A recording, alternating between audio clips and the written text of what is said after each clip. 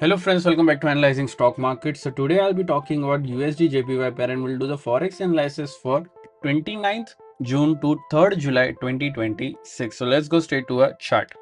So first let's see what happened in USD JPY on Friday. So as you can see on Friday 0.04% negative move.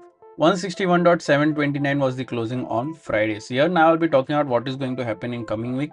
Even I'll be marking some important support zone and resistance zone which will help you to take better stop loss and target levels according to your bias for this week. And also I'll be sharing my opinion on what could happen in coming week according to my analysis and previous week movement. So let's check our weekly chart first. So let's open our weekly chart over here.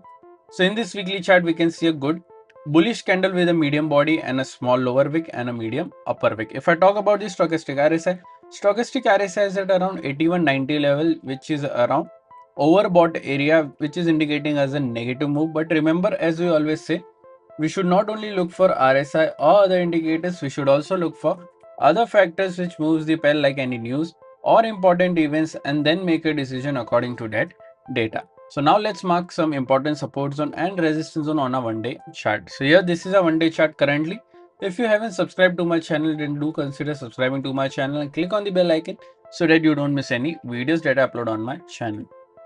So here some important support zone and resistance zones are already marked during our previous week analysis. So currently we don't need to mark any new levels. Let's straight away talk about the closing first. So here 161.729 is the closing. Here the direct support is 161.498. Direct resistance is 161.804. After direct support, there is a support of 161.256 and then 161. After direct resistance, there is a resistance of 162 and then 162.253. These are two important support zone and resistance zone which will help you to take better stop loss and target levels according to your bias for this week.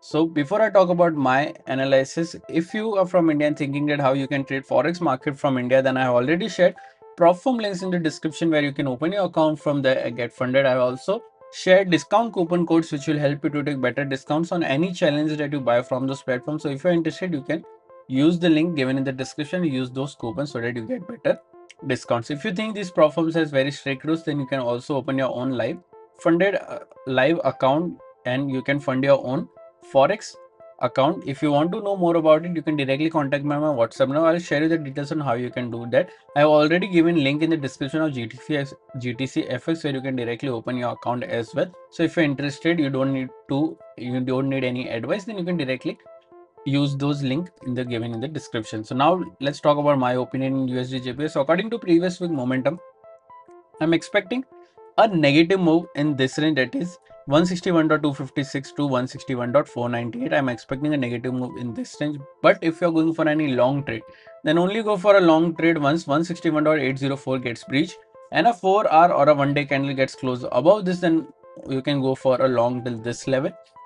Overall, my expectation is a bit negative, but I will also wait for a downward closing or below closing in this level, which is direct support 161.498. Once this gets breached and a 4-hour or one-day candle gets closed below this, I will go for a short till this level. Even I will wait for this level as well. Overall, my expectation is a bit negative. What are your expectations? Do let me in the comment section. If you did like my analysis, don't forget to like, share and subscribe to my channel. Thank you.